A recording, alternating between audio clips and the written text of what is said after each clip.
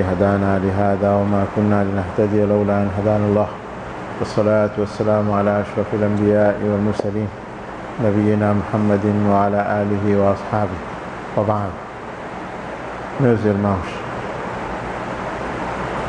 como sabem, Allah criou este vasto universo com tantas criaturas dentro, mas o foco principal de tudo está no ser humano. O ser humano é a melhor criatura na generalidade. Em comparação a qualquer outra criatura, ser humano é a melhor criatura. É que Allah diz no Corão: وَلَقَدْ كَرَّمْنَا بَنِي آدَمَ, e nós honramos os filhos de Adão. Em comparação a todas as criaturas, Allah de facto favoreceu ao filho de Adão, aos filhos de Adão. E a história é longa. Vocês sabem, quando Allah fala da criação de Adão, e a história toda está no Corão, quando Allah ordenou ao Shaitan, como forma de provar que o ser humano é a criatura superior a todas as outras criaturas do mundo, e o tema principal do mundo é o ser humano. Assim como a gente tem dito que tudo foi criado para o ser humano. خَلَقَ لَكُمْ مَا فِي الْأَرْضِ جَمِيعًا. Tudo que tem no mundo foi criado para beneficiar ou para servir o ser humano. Mas o ser humano foi criado para um outro objetivo, e é nesse contexto que depois há a divisão. هُوَ الَّذِي خَلَقَكُمْ. Foi Ele quem criou vocês. فَمِنْكُمْ كَافِرٌ وَمِنْكُمْ مُؤْمِنٌ. Entre vocês há alguns que são kafirs, outros são crentes. E esta divisão não é uma divisão superficial, é uma divisão real, em que Allah no Corão mostra que, em primeiro lugar, Ele deu preferência ao ser humano. E nos seres humanos, a divisão que houve entre crentes e descrentes, Allah dá preferência aos crentes. E é isso que nós vamos falar hoje. Quando Allah quis provar, em primeiro lugar, no seu tema geral, de que o ser humano é a melhor criatura, a primeira coisa que fez mandou todos os malaicas. Porque malaicas são também uma das criaturas, dentre tantas criaturas. E a pessoa até podia pensar que malaicas, sendo uma criatura pura, que sempre só obedece às ordens de Allah, são superiores aos seres humanos, porque nos seres humanos há pessoas boas e há más, há obedientes, há desobedientes. Mas mesmo assim Allah quis provar e disse: olha, malaicas, vocês todos têm que fazer sijda para Adão. Adão é uma criatura tão nobre que eu criei com as minhas próprias mãos. Quer dizer, tudo que Allah criou, Ele é o Criador, mas há outras coisas, Ele deu ordem de kun fayakun. إذا أراد شيئا أن يقول له kun fayakun. Ele, quando quer alguma coisa, Ele quer luz, então diz seja, a luz acontece. Quer qualquer outra coisa, Ele só dá ordem. إذا أراد شيئا, quando Ele pretende qualquer coisa, então Ele só dá ordem. Mas imagina uma forma de provar a nobreza do ser humano. Ele diz no Corão, قال ما منعك أن تسجد لما خلقت بيدي. O que é que te impediu? Eu dei-te ordem para você fazer sijda ao Adão. O que é que te impediu de fazer sijda perante aquilo que eu criei com as minhas mãos? Imagina, com as minhas duas mãos, biadeia. Isso era mais para mostrar a diferença da superioridade e nobreza do ser humano em relação a todas as outras criaturas. Entretanto, quando Shaitan, entre todos, malaicas, Shaitan rejeitou fazer sijda, então só por ter rejeitado foi amaldiçoado. لما خلقت بيدي استكبرت أم كنت قال أنا خير من خلقت من قال فاخرج منها فإنك رجيم. Imagina, só por ter rejeitado fazer sijda, Allah logo expulsou ele de lá dos céus e disse: فإنك رجيم, você é amaldiçoado. Aqui a gente traduz para amaldiçoado. Rajim quer dizer apedrejado. Você quando vai para Hajj, você diz: vou fazer rajm de shaitan, eu vou atirar pedrinhas. فإنك رجيم وإن عليك لعنتي إلى يوم الدين, e haverá por cima de ti minha maldição até Yawm al-Qiyamah, só por ele ter recusado. E entretanto ele quis, neste tema, porque Allah quis provar que o ser humano, porque foi criado pelas próprias mãos de Allah, era superior. Imagina, Shaitan quis contrapor o argumento e disse: não, eu é que sou superior. Ana khayrun minhu, eu é que sou superior, porque você criou a mim de fogo. Khalaqtani min nari wa khalaqtahu min tin. A mim você criou de fogo, ele criou de terra. E ele fez a análise dele, muito superficial, que fogo está sempre em cima da terra. Então, já que fogo está em cima, terra está embaixo, então eu sou superior.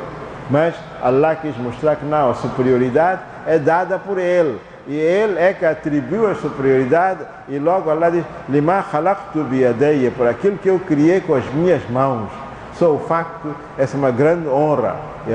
Então, daí Allah diz: pronto, agora já há uma divisão.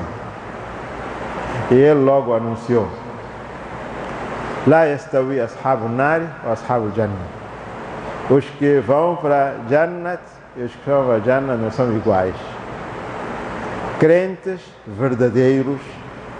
Quando a gente fala de crente, hoje a grande crise que a gente tem é este, não é?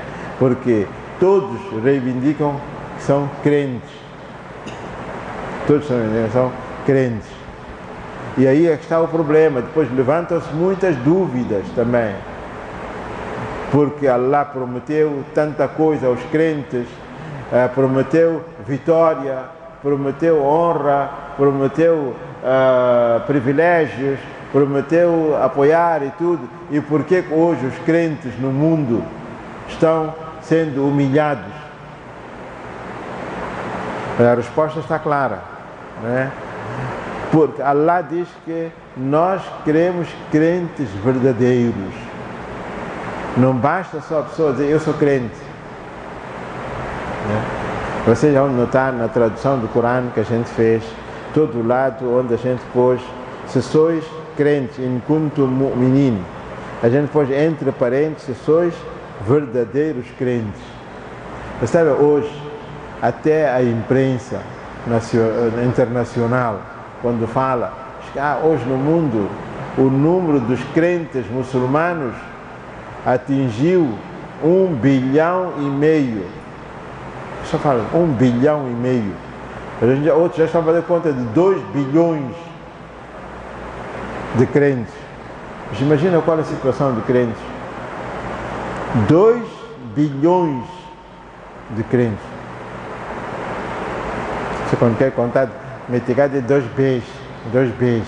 Nós já somos 2 Bs. Não é isso? No tempo de Nabi só tinha com ele 100 mil, só. 100 mil, imagina. Suponha se Nabi tivesse 2 Bs. O que seria do mundo? Hoje você próprio, quando lê história dos Sahabas, logo você próprio começa a fazer a tua análise própria, vê uma grande diferença entre eles e nós. Ou seja, estes eram crentes, e vê nós, qual é a diferença? Eles, Nabi, quando deixou o Dunya, o último Hajj, tinha com ele 124 mil sahabas só. 124 mil sahabas.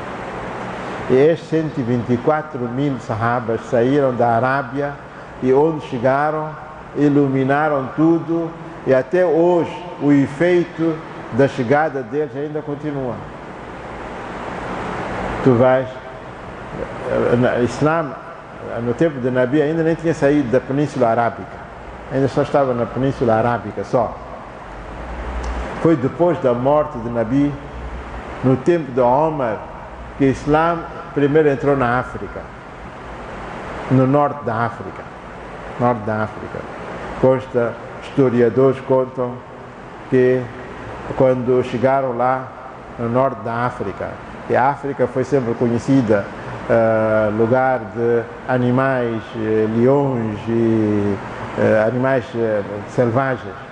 Até conta na passagem diz que quando estavam no norte da África, certa vez chegaram a um local, estavam leões lá, um dos sahabis falou para os leões, nós somos companheiros de Muhammad, saiam do nosso caminho.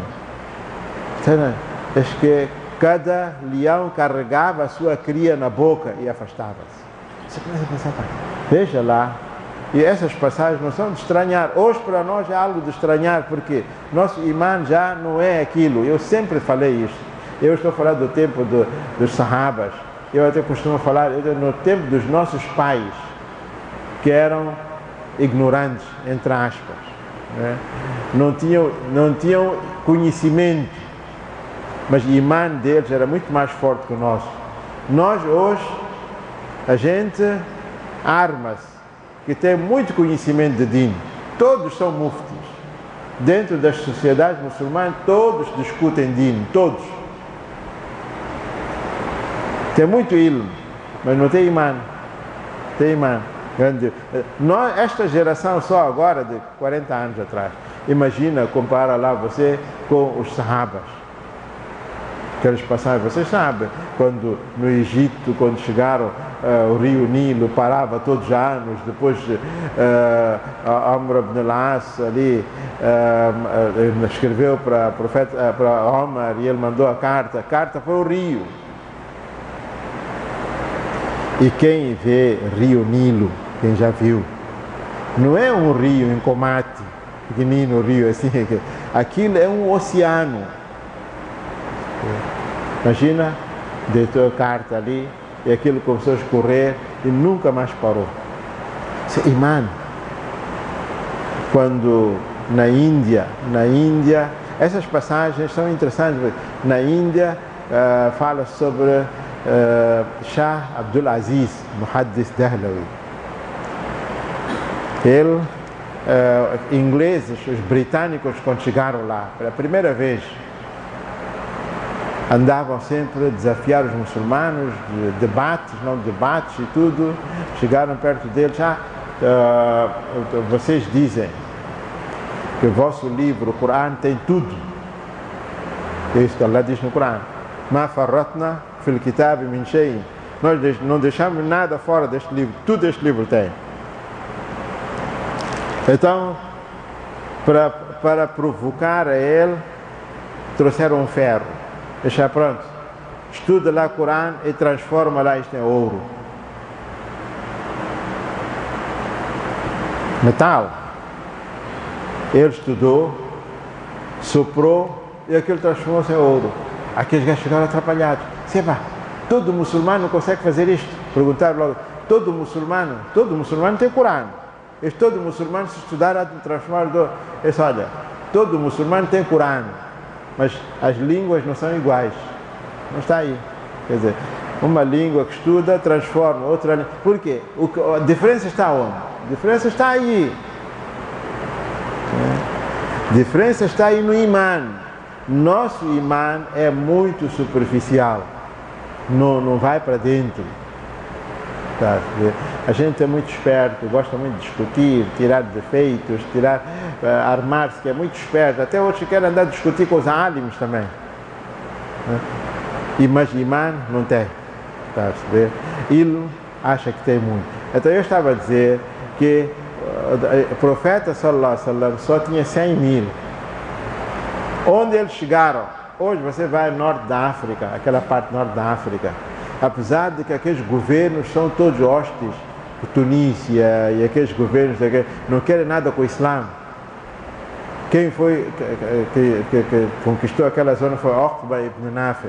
Até hoje você vai lá, imagina 1500 anos já passaram, mas ainda o efeito da chegada dos Sahabas ainda continua, apesar dos governos não colaborarem. Governo da Tunísia no tempo de Bourguiba, eles até proibiam muçulmanos jejuarem no mês de Ramadã. Muçulmanos, não é kafir, muçulmanos. E até hoje, mesma coisa, os governos lá. Imagina, quer dizer, onde eu estava a chegar a isto, né? Que a gente diz que é crente. Allah diz que nós criamos a vocês e dividimos em dois grupos, há kafirs e há crentes.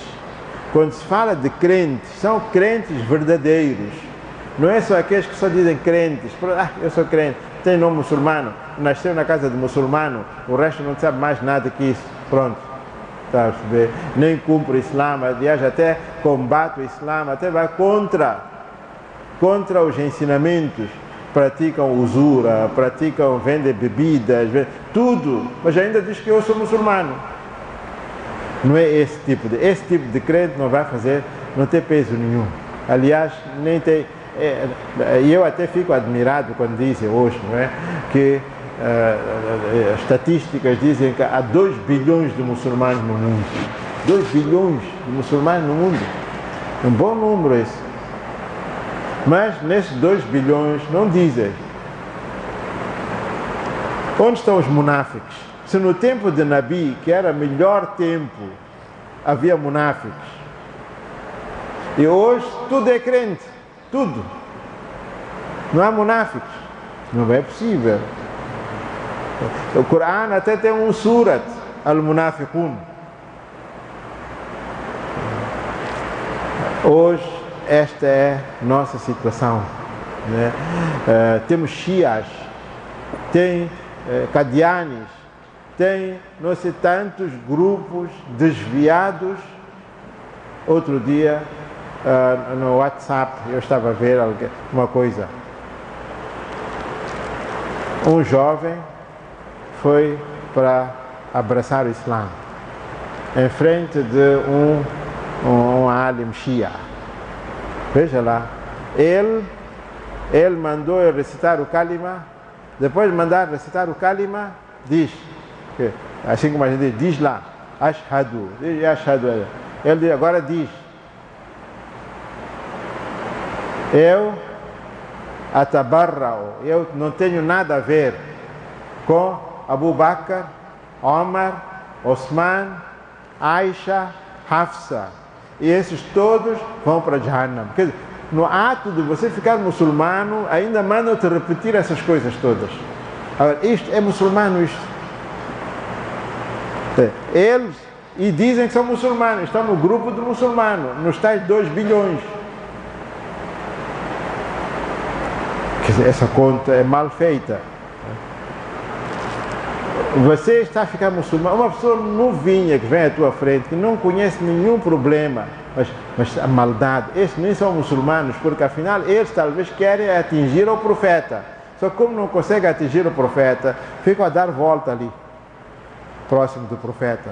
Se você considera que Abu Bakr, Omar, Osman, Aisha, Hafsa vão para Jahannam, então quem é que restou para ir para Jahannam? Quem é que restou para ir para Jannah? Porque isto quer dizer que você nem acredita no Corão, então. Porque Allah fala de Abu Bakr no Surat At-Tawbah, quando o profeta sallallahu alaihi wasallam estava a emigrar para Meca, aquela parte de Illa tansuruhu faqad nasarahu Allahu id akhrajahu alladhina kafaru thaniya ithnaini, quando ele era um dos 2. Huma, quando eles 2, vocês estão a aprender árabe, Huma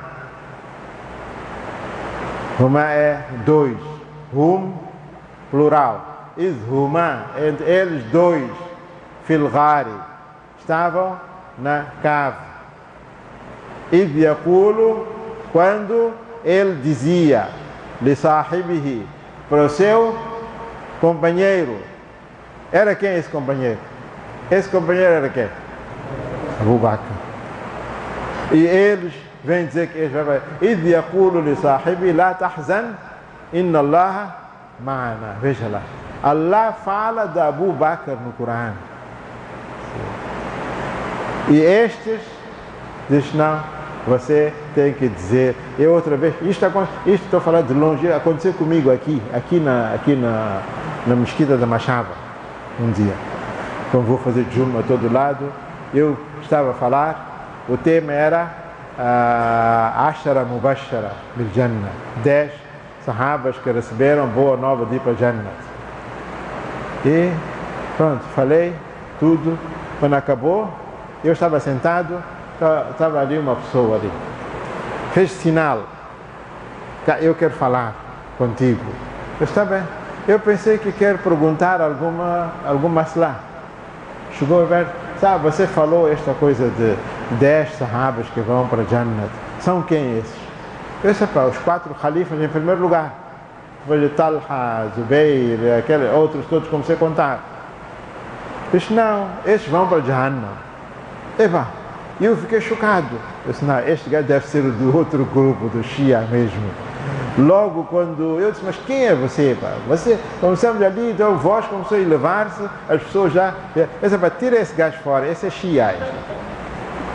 Esses gajos, em nome do Islã, querem destruir e arruinar o Islã de dentro, indo contra a ayas do Corão. Hoje estão contra Abu Bakr. Em geral dizem que todos os sahabas, depois da morte de Nabi, todos ficaram kafirs. Só ficou, o único que não ficou kafir é Salman Farsi, Abu Zar Ghafari e Ali, só. Como é que o Islã espalhou todo mundo? Quem é que andou a fazer jihad? Todos eram kafirs. No entanto, Allah no Corão diz: "Was-sabiquna al-awwaluna min al-muhajirina wal-ansar". Os que eram dianteiros, os primeiros, sabiqun, os dianteiros, al-awwalun, os primeiros, min al-muhajirina wal-ansar. Portanto, já está aí, Abu Bakr, Omar, todos eram muhajirins, al-muhajirina wal-ansar, wal-ladhina taba'uhum, e os que seguiram eles, que a gente diz sahabas e tabeins, taba'uhum, ihsan. Allah diz o quê? Radiyallahu anhum wa radu anhu. Allah está satisfeito com eles e eles estão satisfeitos. E não só, wa a'adda lahum jannatin tajri tahta al-anharu khalidina fiha abada dhalika al-fawz. Imagina, Allah está a dizer que eles todos vão para Jannah. E eles agora estão dizendo, não, eles vão para Jannah. Agora você vai dizer o quê? É muçulmano isso? É muçulmano isso? No entanto, estão sendo contados 2 milhões, e não 2 milhões de muçulmanos. Isso é para baralhar ainda mais a nós. Então eu estava a dizer que estava a sair do tema um bocadinho. Allah, em primeiro lugar, quis provar a nobreza do filho de Adão. Então, para tal, ordenou os malaicas para fazer sijda. Para dizer que filho de Adão, todas as criaturas, é superior a todos. Depois, a partir daí, quando houve este problema de Shaitan recusar fazer sijda, dividiu-se em 2 partes. Mas ele diz que, assim como o ser humano tem nobreza acima de outras criaturas, na humanidade, os crentes muçulmanos têm superioridade de nobreza acima de todos. E é isso que Allah fala no Corão. Eles, por exemplo, alladhina yahmiluna al-arsha. Está a falar como Allah está-nos a falar de que os malaicas pedem istighfar para os crentes. É bom ser crente verdadeiro, mas você tem vantagens. Veja lá isto, vou dar alguns ayat. Allah diz, alladhina yahmiluna al-arsha, esses que carregam o trono, wa man hawlahu, e os que estão à volta do trono, yusabbihuna bihamdi rabbihim, eles glorificam os louvores do seu Senhor, yusabbihuna bihamdi rabbihim, wa yastaghfiruna lilladhina, e eles pedem perdão para os que têm imã.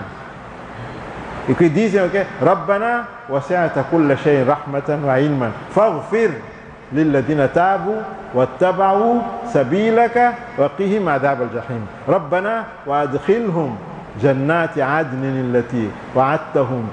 Veja lá estes ayats todos em que diz que Allah encarregou os malaicas para ficarem a fazer dua, pedir istighfar e pedir dua para Allah introduzir todos eles no Jannah. É bom ser crente. Enquanto aquela hadith que sempre a gente cita, que Allah, na hora de tahajjud, Ele próprio pergunta: há alguém que quer perdão? Hal min mustaghfirin? Há alguém que quer perdão? Você pedir,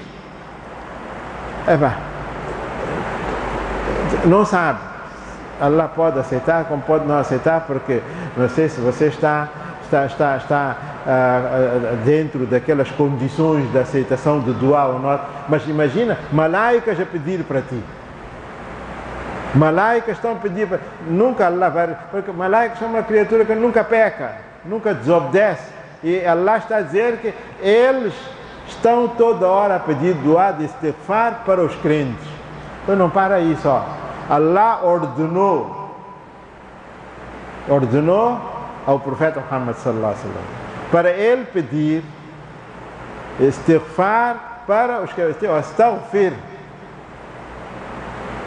li zambika. Ó Muhammad, peça perdão para as tuas falhas, walil mu'minina wal mu'minat, e não só para ti, mas também para todos. E Nabi pedia para todos os outros também. Imagina, quer dizer, as vantagens que você tem para ser incluído, mas tem que ser crente verdadeiro. E você já sabe, crente verdadeiro quer dizer o quê? Crente verdadeiro, em primeiro lugar, é aquele que pratica o tawhid. Tawhid, não faz shirk nenhum. Shirk não vai propositadamente, não transgride as ordens de Allah, não declara oposição contra as ordens de Nabi, nem contra ordens de Allah na tua vida. Cumprir, se é comerciante dentro do comércio, se é filho com os pais, com a família, aquilo tudo que você já sabe. E as vantagens são estas, né? E depois sabe, não para aí.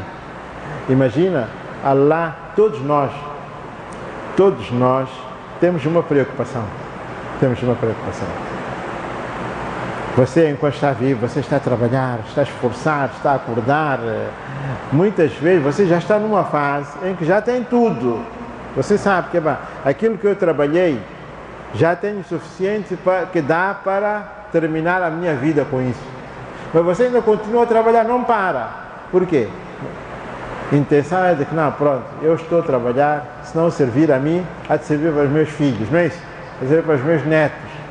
Toda a gente procura de garantias para o futuro. E é daí que essas empresas exploram aquela ideia, esta ideia que existe dentro, que toda a gente quer garantia, então montaram aquelas empresas de seguros, que não, você paga seguro, então quando morrer, depois tua família vai ganhar. Allah está-nos a dar seguro no Corão. É muito fácil a receita de seguro que Allah deu no Corão. Allah diz no Corão, no Surat Kahf: وَأَمَّا الْجِدَارُ فَكَانَ لِغُلَامَيْنِ يَتِيمَيْنِ فِي الْمَدِينَةِ. Imagina, você já deve ter ouvido esta passagem de Surat Kahf. Surat Kahf, aquele de Khidr e Musa, quando andaram, e depois, a passagem é muito longa, apanharam uma parede que estava a ameaçar ruir, e Khidr, nessa zona, eles foram, pediram hospedagem e não deram. Então, Khidr viu uma parede, estava a ameaçar e ele foi arranjou aquilo. E logo Musa disse, mas por que você vê? Esta gente não merece. Estes são tão avarentos que nem nos deram hospitalidade. Era melhor deixar aquilo cair. Então, Khidr diz, não, eu recebi ordem da parte de Allah. Recebi ordem da parte de Allah para arranjar aquela parede. Por quê? O Ammal Jidaru. Porque aquela parede, Akana li Ghulamain, pertencia a dois rapazes. Yatimain, veja lá, eram yatims, fil Madina, na cidade. Wakana tahtahu kanzul lahuma. E debaixo dessa parede havia tesouro, dinheiro dele. Naqueles tempos, sabe, não havia banco. Hoje você tem dinheiro para guardar no banco. Naqueles tempos as pessoas tinham dinheiro e era dinheiro genuíno. Ouro, prata e tudo. E precisava muito espaço para guardar. Então cavavam a algum lado no quintal, a algum lado e deixavam ali. Aquilo não estragava também. Não estragava. Não sabe aquela passagem da Abu Hanifa? Alguém enterrou fortuna no quintal e depois, pronto, nivelou e esqueceu-se. Agora já não sabe. E foi aqui, foi ali e não era fácil andar a cavar o quintal todo. Foi ter com a Abu Hanifa. Eu enterrei tesouro no quintal, mas já não me lembro onde é que está. O que indica-me lá? Abu Hanifa disse, eu sou alim, meu trabalho não é esse de mostrar a vocês onde é que está, mas olha, eu tenho uma sugestão para ti. Você faz 2 rakat salat, uzu, e depois faz 2 rakat salat. E pronto. Ele fez o uzu quando estendeu o musalla para fazer 2 rakat salat. Logo no primeiro rakat, ainda nem alhamdu tinha acabado, logo já lembrou. Lembrou logo. Ele partiu o salat, foi tirar. Foi ter com a Abu Hanifa e disse, como é? Disse, não, aquilo pegou. Depois você fez o quê? Disse, não, eu parti o salat. Ele disse, podia continuar como forma de fazer shukr. Porque sabe, Shaitan prefere, já viu você, Shaitan prefere mostrar-te a fortuna toda do que você fazer 2 rakats. Já viu isso? Então, embaixo do muro havia o tesouro que o pai tinha enterrado ali. O kana tahtahu kanzul lahuma. Depois diz, vê esta receita de seguro. O kana abuhuma salihan. O pai deles era uma pessoa piedosa e justa. Quer dizer, você quando é piedoso e justo, Allah é que toma garantias de cuidar dos teus filhos. E aquele senhor, sendo justo, piedoso, faleceu, deixou yatims, yatimain. Eram 2 yatims. E hoje você sabe, yatim dentro da sociedade não tem ninguém para proteger eles. E Allah aqui diz, وَكَانَ أَبُوهُمَا صَالِحًا. O pai deles era piedoso e justo. فَأَرَادَ رَبُّكَ أَنْ يَبْلُغَ أَشُدَّهُمْ. Então, teu Senhor quis que eles crescessem até atingir a juventude. فأراد ربك أن يبلغ أشدهما ويستخرجا. Depois de crescerem, eles irem lá e tirar a riqueza deles. Já viu? Seguro, o tal seguro que a gente procura para garantir o futuro dos teus filhos. Allah dá-nos receita aqui, que você quer isso, nós podemos fazer isso. Você o que tem que fazer é ser piedoso e justo. O resto a gente vai tomar conta. Está aqui, passagem no Corão. Tanto isto para dizer que quando você é crente tem estas vantagens, porque Allah na criatura toda deu preferência e privilégio ao crente. E tem muitos outros hadiths também, outra parte de Allah, um hadith muito interessante, onde o Nabi diz, ليس ذلك إلا للمؤمن. Aquela parte quando diz que ajaban li amri al-mu'min. A questão de um crente é muito admirável. Toda hora ele está sendo recompensado. Se atingir-lhe um mal, então ele faz sabr. Se atingir-lhe um bem, ele faz shukr. Então, toda hora, no bem e no mal, ele está sendo recompensado. E Nabi ainda diz que essa situação, laysa dhalika illa lil mu'min, isto só é para o crente, não é para outros. Allah, essa recompensa dá para os crentes. Tem hadith também, outro hadith em que o profeta sallallahu alaihi wasallam diz que quando eu submeto ao meu servo na aflição de retirar-lhe a visão dele e ele fazer sabr com a intenção de ganhar sawab.